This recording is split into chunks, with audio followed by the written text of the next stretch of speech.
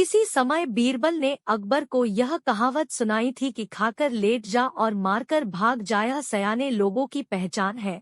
जो लोग ऐसा करते हैं, जिंदगी में उन्हें किसी भी प्रकार का दुख नहीं उठाना पड़ता। एक दिन अकबर के अचानक ही बीरबल की यह कहावत याद आ गई। दोपहर का समय था। उन्होंने सोचा, बीरबल अवश्य ही खाना खाने के बाद लेटता होगा। आज हम उसकी इस बात को गलत सिद्ध कर देंगे। उन्होंने एक नौकर को अपने पास बुलाकर पूरी बात समझाई और बीरबल के पास भेज दिया। नौकर ने अकबर का आदेश बीरबल को सुना दिया।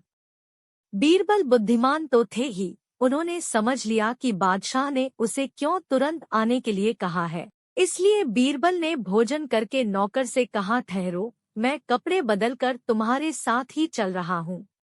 उस दिन बीरबल ने पहनने के लिए चुस्त पाजामा चुना।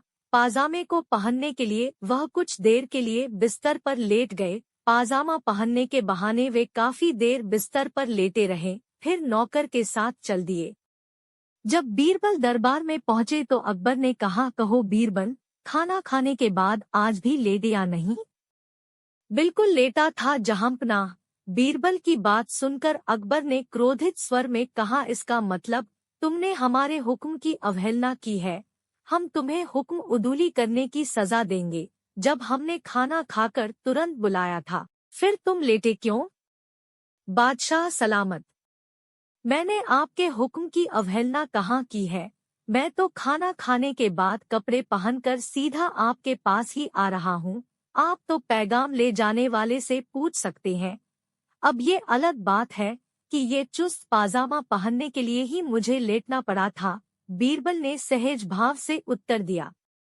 अकबर बादशाह बीरबल की चतुरता को समझ गए। जब कभी दरबार में अकबर और बीरबल अकेले होते थे तो किसी न किसी बात पर बहस छिड़ जाती थी। एक दिन बादशाह अकबर बैंगन की सब्जी की खूब तारीफ कर रहे थे। बीरबल भी बादशाह की हाँ में हाँ मिला रहे थे। इतना ही नहीं, वह अपनी तरफ से भी दो चार वाक्य बैंगन की तारीफ में कह देते थे। अचानक बादशाह अकबर के दिल में आया कि देखे बीरबल अपनी बात को कहाँ तक निभाते हैं। यह सोचकर बादशाह बीरबल के सामने बैंगन की बुराई करने लगे। बीरबल भी उनकी हाँ में हाँ मिलाने लगे कि बैंगन खाने से शारीरिक बीमारियां हो जाती हैं, इत्यादि। बीरबल की बात सुनकर बादशाह अकबर हैरान हो गए और बोले, बीरबल, तुम्हारी इस बात का यकीन नहीं किया जा सकता। कभी तुम बैंगन की तारीफ करते हो और कभी बुराई करते हो। जब हमने इसकी तारीफ की तो तुमने भी इसकी तारीफ की, और जब हमने इसकी बुराई की तो तुमने भी इसकी बुराई की। आखिर ऐसा क्यों? बीरबल ने नरम लहजे में कहा, बादशाह सलामत, मैं तो आपका नौकर हूँ, बैंगन का नौकर नहीं। बादशाह अकबर के दरबारियों को अक्सर यह शिकायत रहती थी कि बादशाह हमेशा बीरबल को ही बुद्धिमान बताते हैं, औरों को नहीं। एक दिन बादशाह ने अपने सभी दरबारियों को दरबार में बुलाया और 2 हाथ लंबी 2 हाथ चौड़ी चादर देते हुए कहा, इस चादर से तुम लोग मुझे सर से लेकर पैर तक ढक दो तो मैं तुम्हें बुद्धिमान मान लूंगा।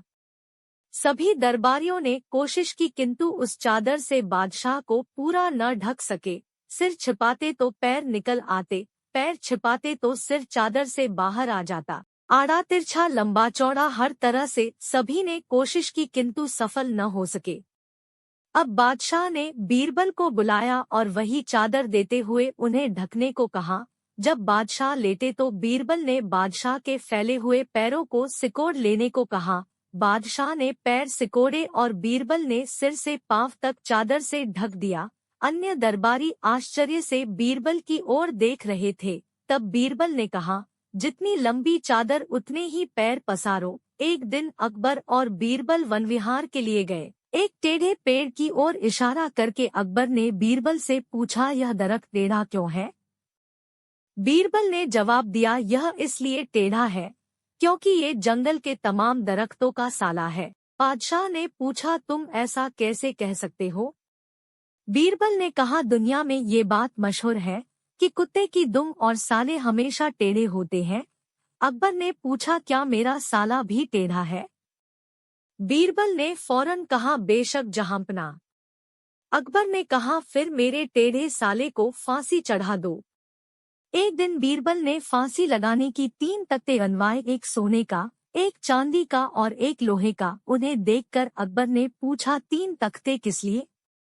बीरबल ने कहा, गरीबनवाज, सोने का आपके लिए, चांदी का मेरे लिए और लोहे का तख्ता सरकारी साले साहब के लिए। अकबर ने अचरज से पूछा, मुझे और तुम्हें फांसी किस लिए? बीरबल ने कहा, क्यों नहीं जहांपना, आखिर हम भी तो किसी के साले हैं। बादशाह अकबर हंस पड़े। सरकारी साले साहब के जान में जान आई, वह बाइज्जत बरी हो गया। एक दिन एक कवि किसी धनी आदमी से मिलने गया और उसे कई सुंदर कविताएं इस उम्मीद के साथ सुनाई कि शायद वह धनवान खुश होकर कुछ इनाम जरूर देगा। लेकिन वह धनवान भी महाकंजूस था। बोला, तुम्हारी कविताएं सुनकर दिल खुश हो गया, तुम कल फिर आना, मैं तुम्हें खुश कर दूंगा। कल शायद अच्छा इनाम मिलेगा। ऐसी कल्पना करता हुआ वह कवि घर पहुंचा और सो गया।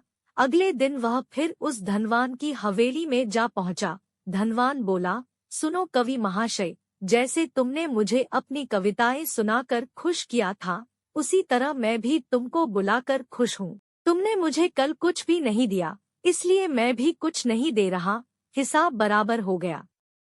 कवि बेहद निराश हो गया। उसने अपनी आप बीती एक मित्र को कह सुनाई और उस मित्र ने बीरबल को बता दिया। सुनकर बीरबल बोला, अब जैसा मैं कहता हूँ वैसा करो। तुम उस धनवान से मित्रता करके उसे खाने पर अपने घर बुलाओ। हाँ, अपने कवि मित्र को भी बुलाना मत भूलना, मैं तो खैर वहाँ मौजूद रहूंगा ही। कुछ दिनों बाद बीरबल की योजनानुसार कवि के मित्र के घर दोपहर को भोज का कार्यक्रम तय हो गया। नियत समय पर वह धनवान भी आ पहुंचा। उस समय बीरबल, कवि और कुछ अन्य मित्र बातचीत में मशगूल थे। समय गुजरता जा रहा था लेकिन खाने पीने का कहीं कोई नामो निशान न था। वे लोग पहले की तरह बातचीत में व्यस्त थे। धनवान की बेचैनी बढ़ती जा रही थी। जब उससे रहा न गया तो बोल ही पड़ा, भोजन का समय तो कब का हो चुका, क्या हम यहाँ खाने पर नहीं आए हैं? खाना? कैसा खाना? बीरबल ने पूछा। धनवान को अब गुस्सा आ गया। क्या मतलब है तुम्हारा? क्या तुमने मुझे यहाँ खाने पर नहीं बुलाया है? खाने का कोई निमंत्रण नहीं था, यह तो आपको खुश करने के लिए खाने पर आने को कहा गया था, जवाब बीरबल ने दिया। धनवान का पारा 7वें आसमान पर चढ़ गया। क्रोधित स्वर में बोला, यह सब क्या है? इस तरह किसी इज्जतदार आदमी को बेइज्जत करना ठीक है क्या? तुमने मुझसे धोखा किया है। अब बीरबल हंसता हुआ बोला, यदि मैं कहूँ कि इसमें कुछ भी गलत नहीं तो तुमने इस कवि से यही कहकर धोखा किया था ना कि कल आना, सो मैंने भी कुछ ऐसा ही किया। तुम जैसे लोगों के साथ ऐसा ही व्यवहार होना चाहिए। धनवान को अब अपनी गलती का आभास हुआ और उसने कवि को अच्छा इनाम देकर वहां से विदा ली। वहां मौजूद सभी बीरबल को प्रशंसा भरी नजरों से देखने लगे। बादशाह अकबर के दरबारियों को अक्सर यह शिकायत रहती थी कि बादशाह हमेशा बीरबल को ही बुद्धिमान बताते हैं, औरों को नहीं। एक दिन बादशाह ने अपने सभी दरबारियों को दरबार में बुलाया और 2 हाथ लंबी 2 हाथ चौड़ी चादर देते हुए कहा, इस चादर से तुम लोग मुझे सर से लेकर पैर तक ढक दो तो मैं तुम्हें बुद्धिमान मान लूंगा। सभी दरबारियों ने कोशिश की किंतु उस चादर से बादशाह को पूरा न ढक सके। सिर छिपाते तो पैर निकल आते, पैर छिपाते तो सिर चादर से बाहर आ जाता। आड़ा तिरछा लंबा चौड़ा हर तरह से सभी ने कोशिश की किंतु सफल न हो सके। अब बादशाह ने बीरबल को बुलाया और वही चादर देते हुए उन्हें ढकने को कहा। जब बादशाह लेटे तो बीरबल ने बादशाह के फैले हुए पैरों को सिकोड़ लेने को कहा। बादशाह ने पैर सिकोड़े और बीरबल ने सिर से पांव तक चादर से ढक दिया।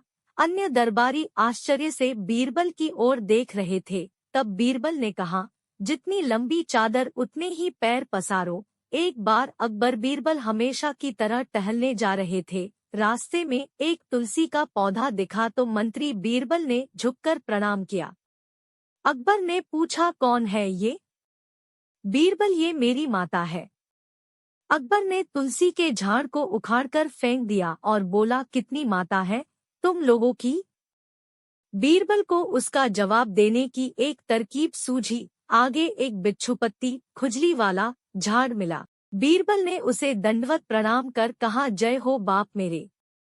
अकबर को गुस्सा आया और दोनों हाथों से झाड़ को उखाड़ने लगा। इतने में अकबर को भयंकर खुजली होने लगी तो अकबर बोला, बीरबल ये क्या हो गया।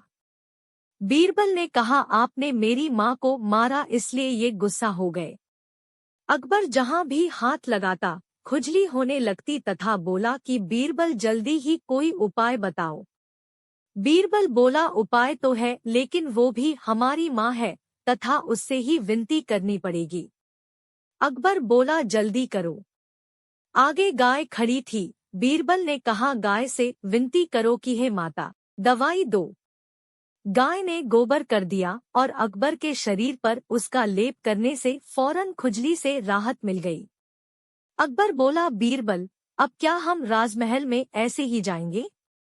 बीरबल ने कहा, नहीं बादशाह, हमारी एक और माँ है। सामने ही गंगा बह रही थी, आप बोलिए हर हर गंगे, जय गंगा मैया की और कूद जाइए।